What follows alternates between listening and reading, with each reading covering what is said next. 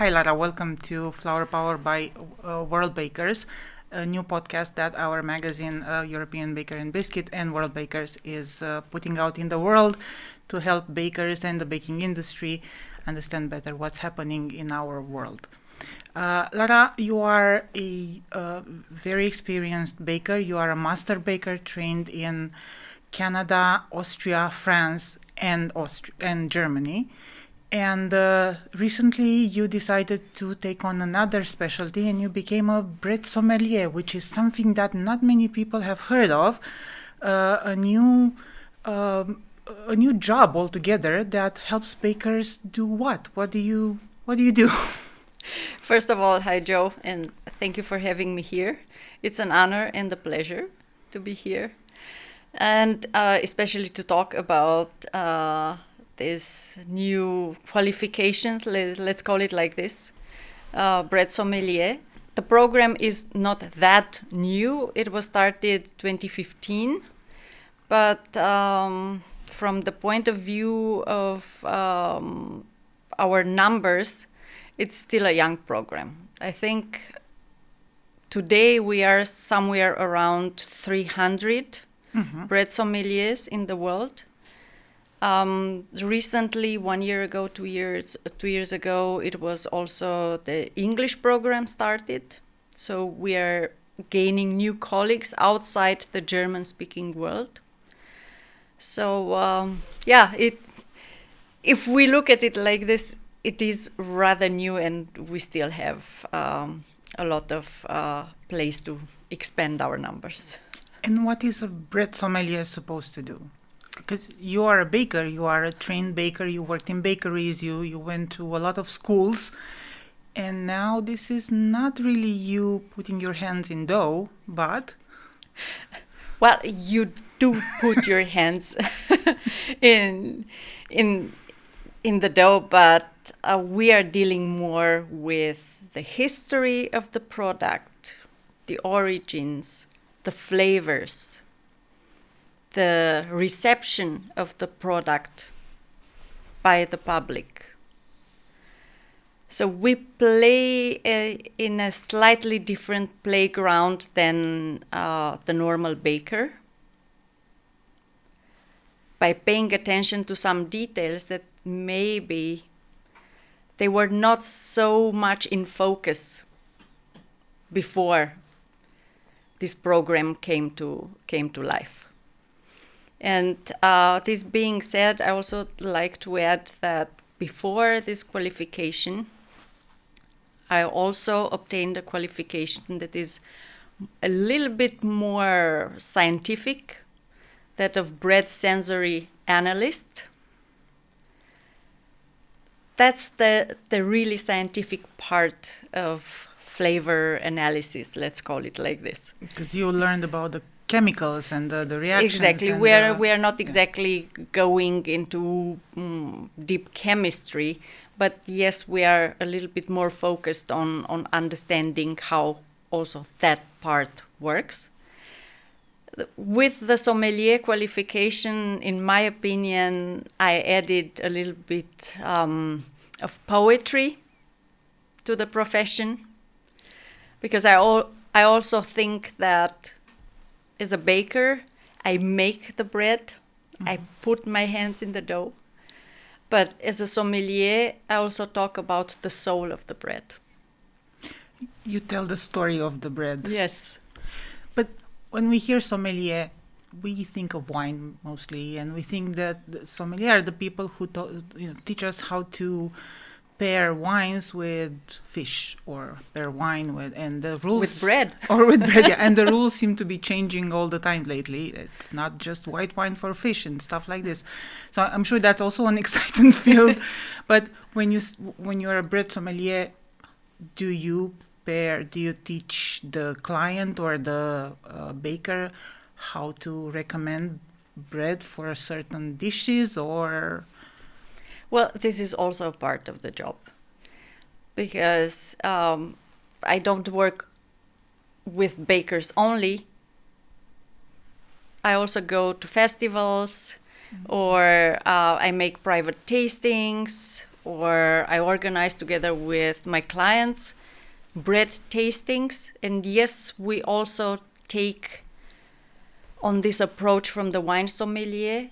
We also think all the time about what goes better with our bread. Why not? Why some people might like it, why some people might dislike it. And with my clients, this was one of the most surprising things to realize, that they also think about this. The bakers do think, oh, this bread would go really nicely with that and that cheese. Or, oh, I would like to have this, oh, like my grandmother, the grandmother is always there. Like my grandmother was making this with a little bit of pork fat and some apples. Would that work nowadays? What do you think about this?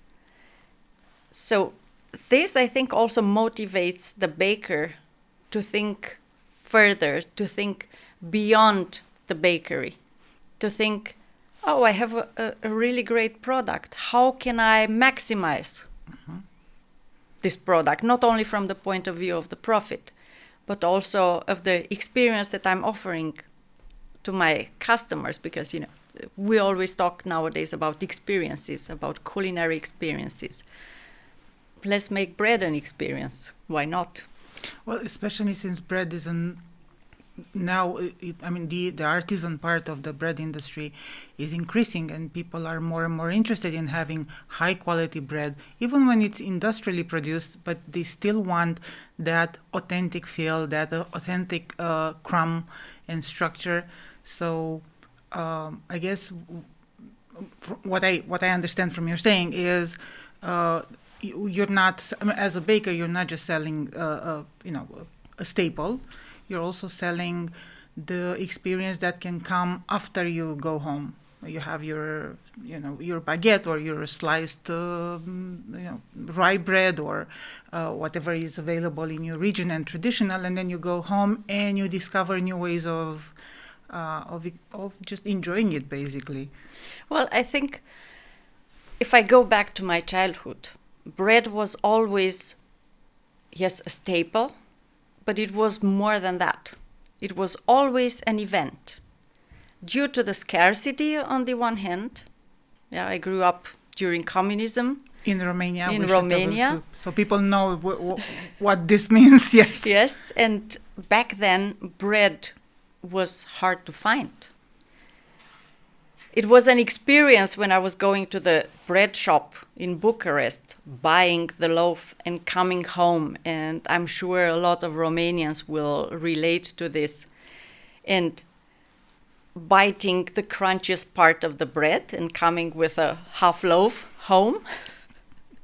But it was also an event when my grandmother was baking it, because that was like once a month. When she was baking for like half of the village. And it was a sensory experience. I couldn't tell back then that this was a sensory experience. But now with my knowledge, I understand that that was indeed a feast for all my senses. And nowadays, I think we rediscover this after a time in which bread was just a food. Convenience. Yeah. And always then vilified. Exactly. And it was always available, nobody thought about the taste. But nowadays, yes, with the rise in sourdough and with the rise in artisan bakers and bakeries, I think we start again looking at bread as something special, something that we like to have on the table, something that we brag about to our friends. Come to dinner, I have sourdough.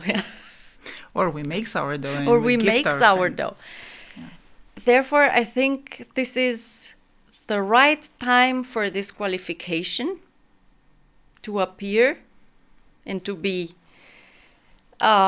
practiced by my colleagues and I. And I really hope, and I do my best towards this, that we give the people an additional motivation to look at bread from a different perspective, maybe.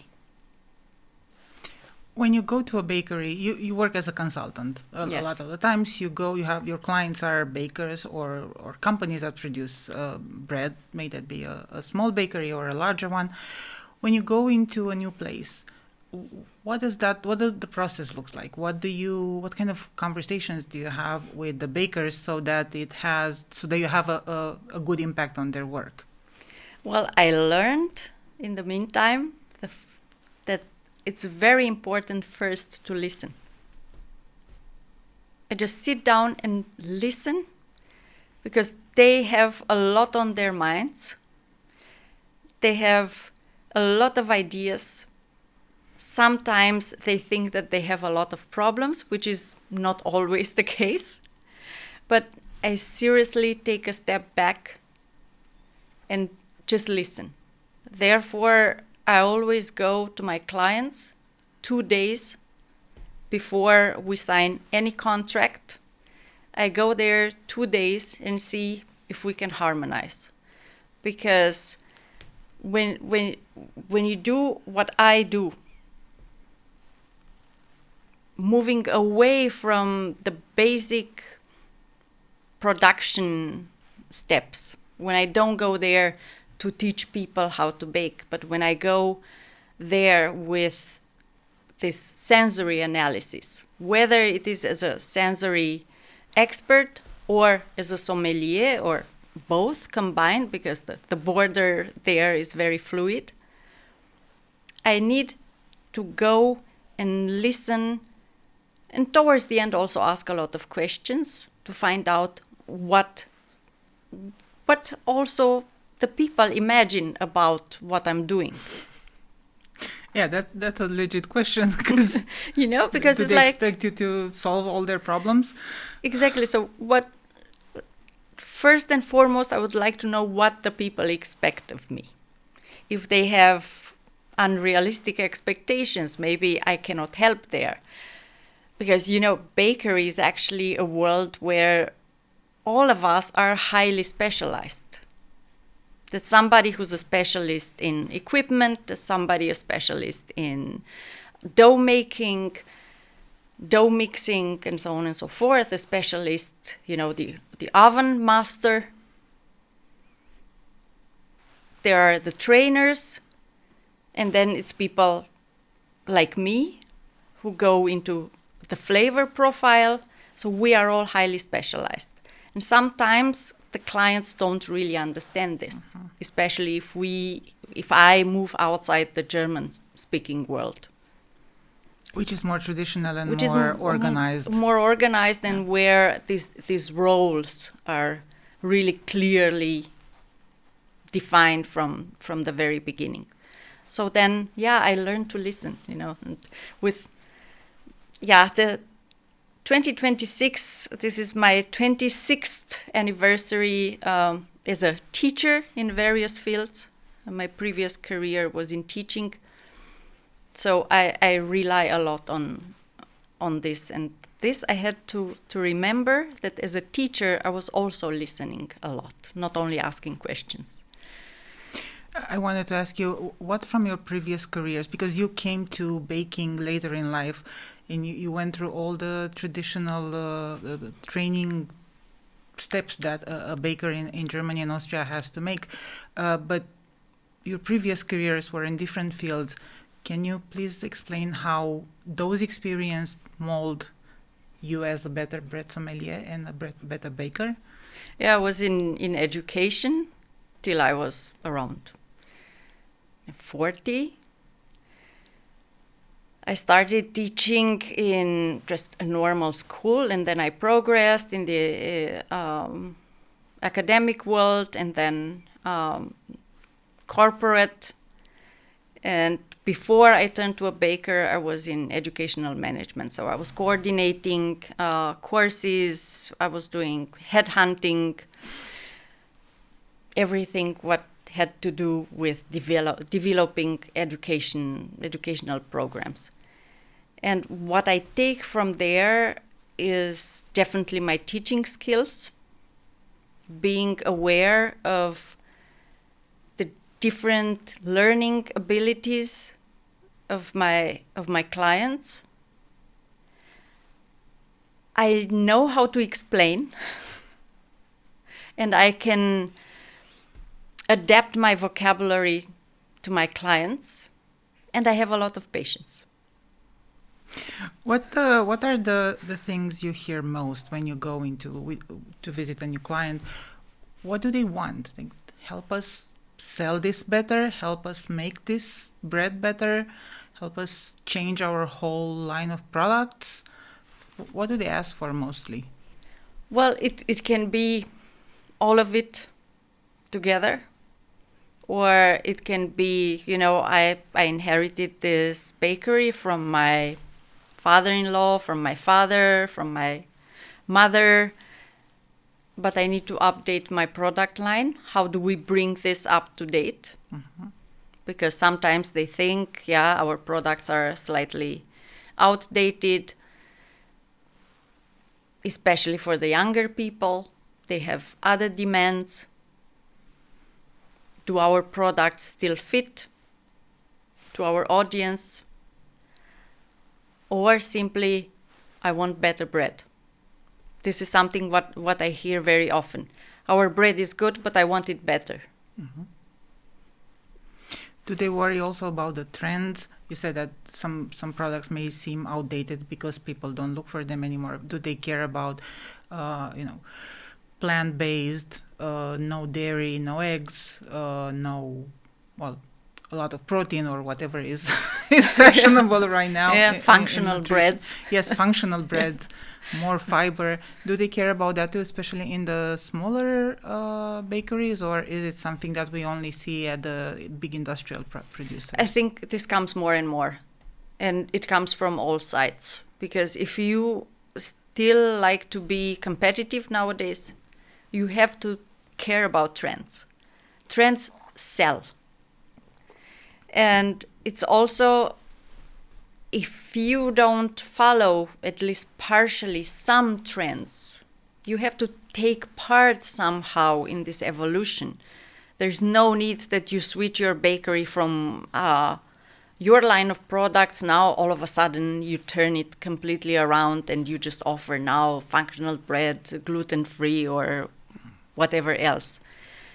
But you have to observe the way the world moves. You have to keep an eye, a trainer of mine told me this. You have to keep an eye on the home bakers and what they do on the internet. So the TikTok trends matter. The TikTok trends matter. You have to pick for sure. Yeah, you cannot pick all the crazy ideas that come there. Yeah, for example, if you start now selling, I don't know, what was last year, a croissant bread. Yes. If you switch your production now to croissant bread, your clients might say, okay, nice, but what's this? Is it a croissant? Is it a bread? But for boosting your image or the awareness that you have on the market in front of your clients, or for, I don't know, some special Friday or some special Saturday, pick a day. Mm-hmm. Yes, that's great that once in a blue moon you do some crazy stuff. Because as a marketing gag, this works really nice. And let's don't forget, we are all always on social media. And sometimes you become aware of the existence of this or that bakery by such funny offerings. Yeah, and the limited offers always work because absolutely. People have this fear, this feeling of scarcity, and that they need to be on trend. You and I know a lot of a lot of bakeries where this happens. They have the staples, they have the breads that actually mean the most of their business, because people go there to buy the bread Yeah, that they put on the table or for lunch and dinner. But also they have these experiments that every week, every Saturday, they would have a new baked good that is from somewhere else in the world, and people go there just for that. And it's just a completely different bakery experience when you go for the cannelle boulard or for the whatever, something, definitely something Scandinavian, because that seems to be the trend nowadays. Yeah, absolutely. And I think this is the beauty of it. We have the possibility to do such a thing. We have a humongous playground as bakers. We just need a little bit the courage to experiment, and maybe this is also a part of my job, that I encourage the people to be creative, to take sometimes maybe a risk with some new flavors. And again, there's no need that you take this in your current production. Just make it an event. Yeah, make it a batch. And yes, make an event out of it, because if you just make some funky bread that tastes extraordinary, but nobody knows what you did, then it's kind of for nothing. So this is really one of my message. Have the guts. Have the guts and do it. Put that thing in the oven. See what happens.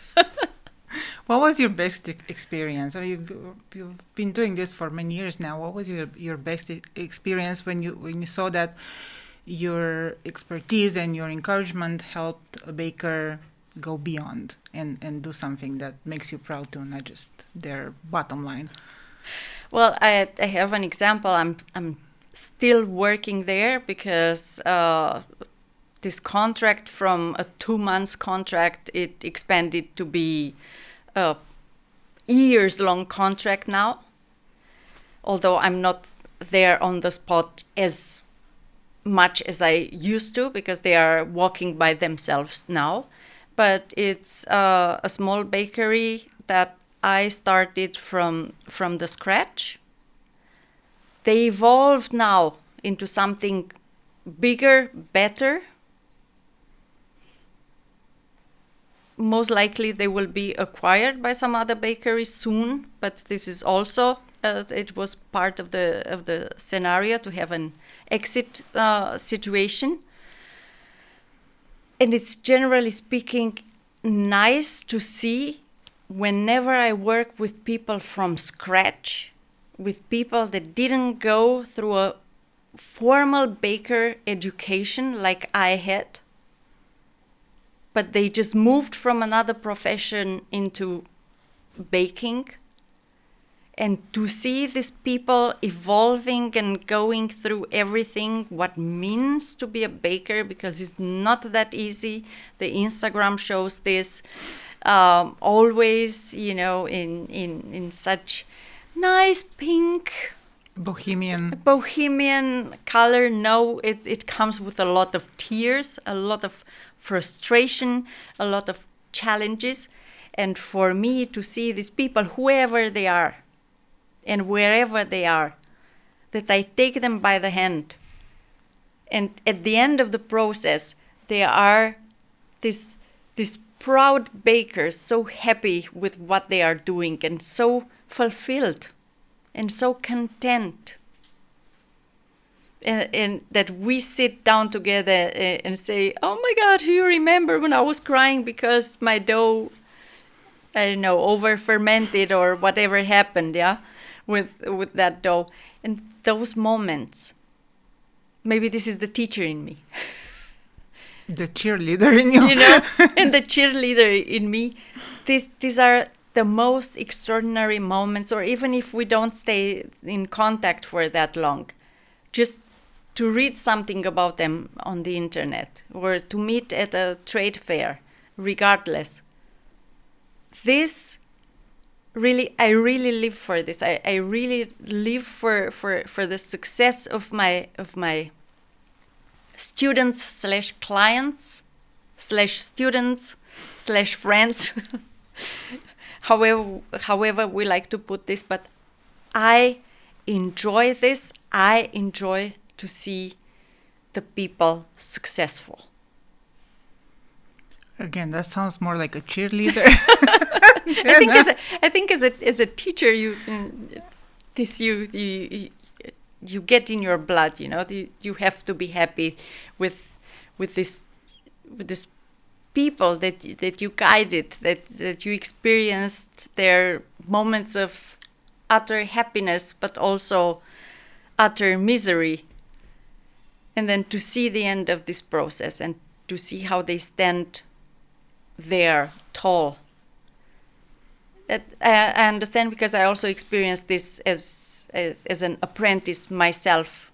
When my trainers, when we got the jacket, especially in Austria with this collar, there's a ceremony and you get the pin and you get the diploma, your really nice embellished diploma, and to see them there, this is,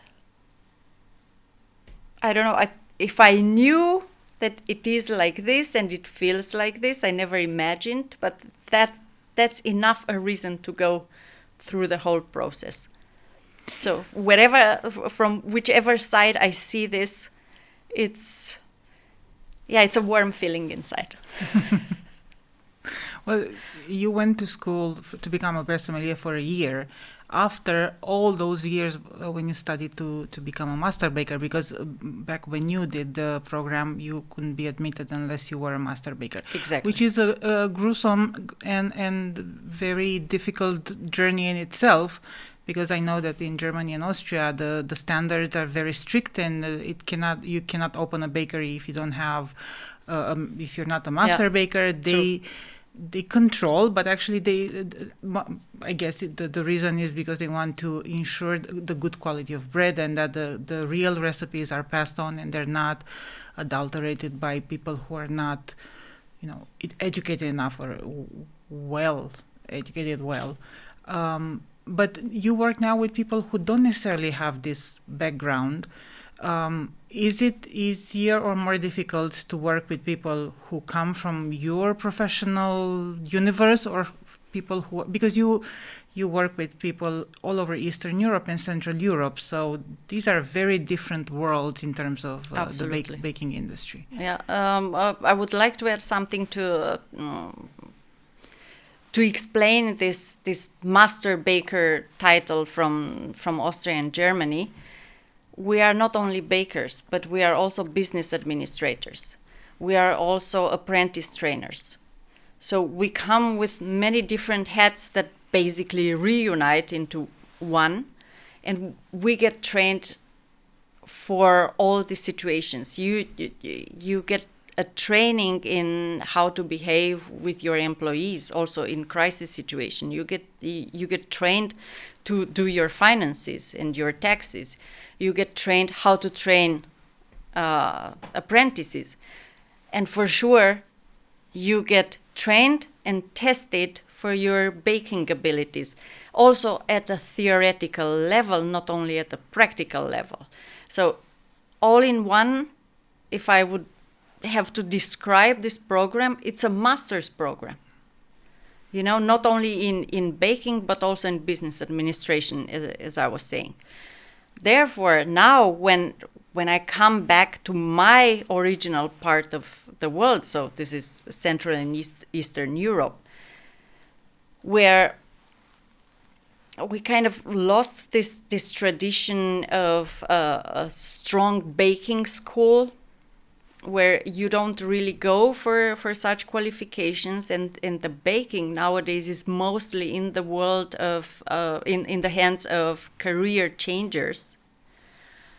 This comes with certain challenges, but the good thing is that I understand the world of a career changer. I understand how their minds work. I understand that somehow, when coming from management, they see the baking business like a company or like a team, which is not wrong at all. But it's also when they come with their baking skills from home. This I also understand. Because they believe, oh, this, but I can do this. Yes, absolutely. I have no doubts. But now you have to scale this to a slightly bigger production. This is not 2 loaves a week. This is not 2 loaves a week. So here there is a process, and the successful ones really do the same like I do. Take one step behind the whole picture. They also listen, and they are also not shy to start studying. Because you have to understand this from the inside. I really insist on this. Bakery, to have a bakery, to run a bakery, and the bakery world in general is a very complex world. As I said in the beginning, it's with highly specialized positions. And especially if you like to do this as a one man or one woman show, it can be challenging and it can be bone breaking. Bakery, you can know everything. You cannot know everything, and it's hard physical work. And you also have to understand how you can take care of yourself. Because if you break your back at the beginning, could be very difficult later in the business, but also later in life. So understanding what real bakery is, it's extremely important from all points of view, from the business point of view, but also from your health, physical health and mental health. And I appreciate when people understand that they reach the point where they don't know where to go, and then they ask for help. And this is why consultants are out there. And this is also another message that I have. And this is something what I learned in Austria. What they told me the first time in Austria, it was, when you don't know where to go, please ask for help. As a Romanian, this with asking for help, it was not something that I was educated to. But this I learned in Austria.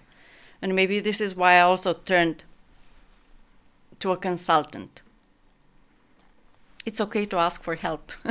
And we are out there, and we are many. I wanted to ask you, when is the best time to ask for the help of a bread sommelier? But you just said when you need help, you should ask for the bread sommelier to come and help you with the process, with the recipes, with the taste. Yeah, absolutely. What can the bread sommelier do? You go to places where they ask for things that are not in your reach or are not in your abilities. What is it that you cannot do for let's not say a failing bakery, but a bakery that wants to be better? Well, for example, I don't do equipment. I will not go into that area. I had the possibility at one certain moment to get educated also for this part, but this is not my world. So I don't advise on buying the equipment, on updating, on scaling, on things like this. This is definitely not my area, but I have colleagues who deal with this. I don't go into the finances, although I have the abilities, but again, I decided to be specialized on what recipe development means from scratch. So yes, I will advise on ingredients, and I don't do HR. So you don't recruit for them. You don't. No. My headhunting days are over. But yeah, updating the product line or creating a product line from scratch, this I do. Definitely I have good relationships with ingredient producers. This is flour or dairy or things like this. This everything what has to do with the product, with developing the product. I also assist the production. But yeah, I like to stay here, and this is also something hard to understand. That if I go there, I state very clearly where my professional abilities stay. And sometimes this comes a little bit, it is a surprise. But I think we should all learn to define our perimeter, that this is the part where I got trained for, where I work to always improve myself. And then there's, I guess that's it goes smooth for everybody. It's only fair, after all, to consult on the things that you know about, rather than what other experts can bakers call. You have the bread sommelier that helps you with the taste and the process, and you mentioned experts in technology who help you find the best oven, the best proofer, the best conveyor belt, if that's the case. What other kinds of experts can bakers call? Well, we are also, I'm also a trainer myself. So trainers that come and deliver special trainings, either for beginners, say apprentices, also trainers who deliver specialized trainings in various baking methods, or I don't know, as we have nowadays specialists in panettone, because this is it's a very prominent example right now. And for sure, any other, for industrial bakeries, there is a rabbit hole. Of course, they have so many aspects in their business. Exactly. Yeah. And for each of this aspect, there is somebody out there who can help in case of need. But I would think also maybe packaging and branding and things that set you apart for even for smaller bakeries. Yeah, but this moves outside the baking, goes more into marketing and But also with the marketing, for example, I have really great cooperations with marketing people, because as a bread sommelier, I come with my bread storytelling. And here there is an overlapping with the marketing strategies. Yeah, I myself, just as a bread sommelier, I will never take over the marketing strategy of a bakery, but I can assist by telling the true story of the bread, because sometimes I read, with all the good intentions from the marketing departments, but sometimes if you look, most of the bakeries now, it started changing, but most of the bakeries tell the same story. Where is your story for your bakery, for your personality? Who are you? I don't care that you tell the same story as of the grandmother. But tell the story of your grandmother. If I just tell the story of, we have this sourdough starter from our grandmother. 1916. This is the recipe of our grandmother. Tell me the story of your grandmother, because I personally have a story of my grandmother. And it's a story that relates deeply to the sensory analysis. And I didn't know that till I started studying. But yes, I have a story of my own grandmother. So I assist people in finding the story of their grandmother, or whoever else. There's no need to be a grandmother, but their own story. Where is the voice of your bread? Why you liked to have this bread. And then, things really go easy from here. Because the moment that the people start telling their story, it's also easy to start creating a recipe. Because you remember things and you become specific. Exactly. General things don't really appeal to anyone, but specific stories, specific tastes, specific memories, they help us connect. Exactly. And how maybe I relate to this story of your grandmother. Maybe my grandmother was doing the same, or of your mother, of your sister, of your wife, I don't know, of your best friend, whoever this person was, or of that sunset in Sicily 10 years ago when you tasted this bread and it was, oh wow, such an experience. Tell me about this. And sometimes, yes, we start from this with the recipe development. And then that bread is an authentic bread, because we like so much this idea of authenticity. Then this bread is indeed the true thing, because it reflects your personality. And what else do we like from a bread than to really reflect the personality of this baker who created it? No fake stories. We're tired of fake stories. Let's go deep into our souls and look for this.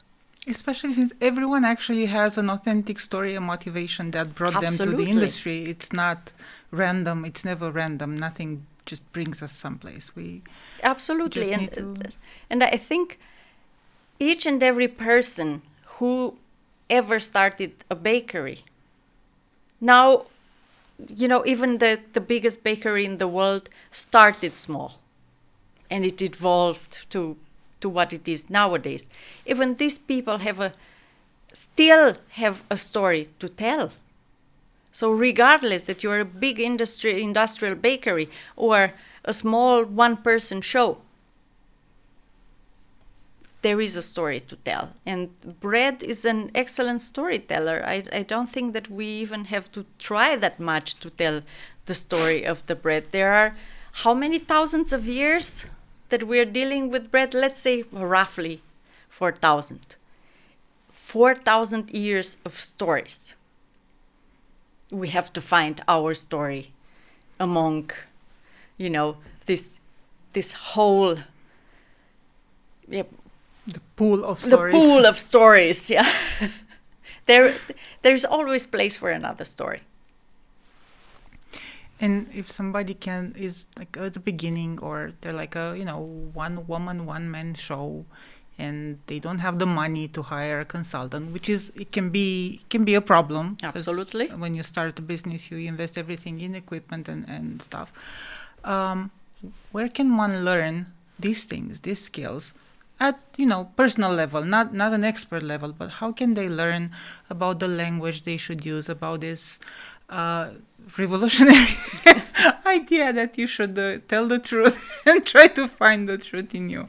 Where can you learn about these things easily? Well, on the site of Academy Weinheim, there is the language of bread. It is a brochure that I proudly translated in Romanian with the help of Ben Kucher, who is the former director of the Academy and the author of this bread language, Weinheim bread language. I definitely recommend this. It's in German, it's in English, it's in Romanian. It is a really good start to see a little bit how you can approach bread, how can you describe bread in rather simple words, because this is one word of warning that I would like to issue. I see this nowadays very often on the internet. Fake sensory analysis done with ChatGPT. Nobody talks like that, trust me, not even in the lab.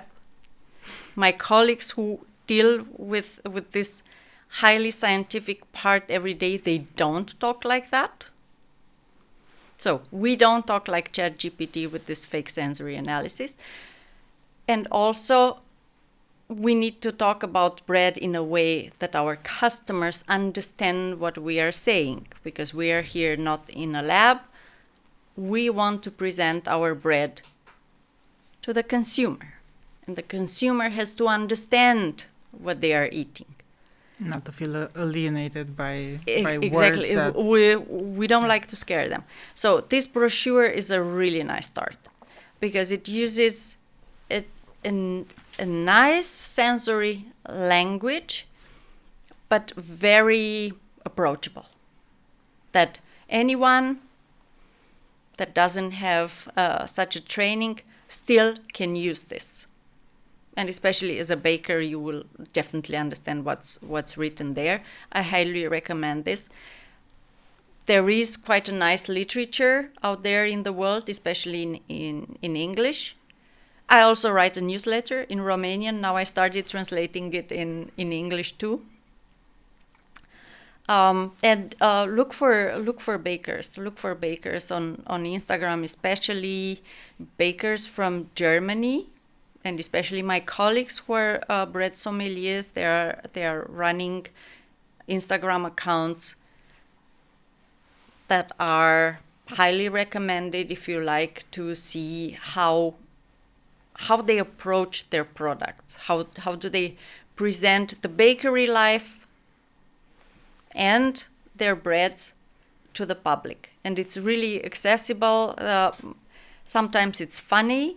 The accounts that I'm following, they're never exaggerating, so that's everything real. It is like it is. So internet is definitely a great source, and as I said, books. But start with the brochure. Thank you so much, Lara. I have one more question, which is more of a little joke at the end. What's your favorite bread, and why? My favorite bread is a Mischbrot. It's a mixed bread from Austria, and I have a very personal relationship with this bread, because as I met my husband, he's an Austrian. He was back then based in Romania, and he was missing home. And what else can you bring from home to soothe your longing for your home than bread? And he was bringing this always in his luggage. He was flying bread in from Austria to Romania, always this Mischbrot. That is partly rye, or the most part of it, 60% rye, and a 40% wheat. And for this very sentimental reason, this is my favorite bread, and I would recognize this. Although as a sommelier, I'm definitely expected to recognize breads with my eyes closed. But this bread I would definitely recognize with my eyes closed, with my mouth closed, just by smelling it. Thank you so much for sharing that with us. Thank you for asking. And we hope to see you again on Flower Power by World Bakers, and learn more about the adventures of a bread sommelier in world's bakeries. Definitely. And again, thank you for having me. It was a really nice and pleasant conversation, and hope to see you again soon.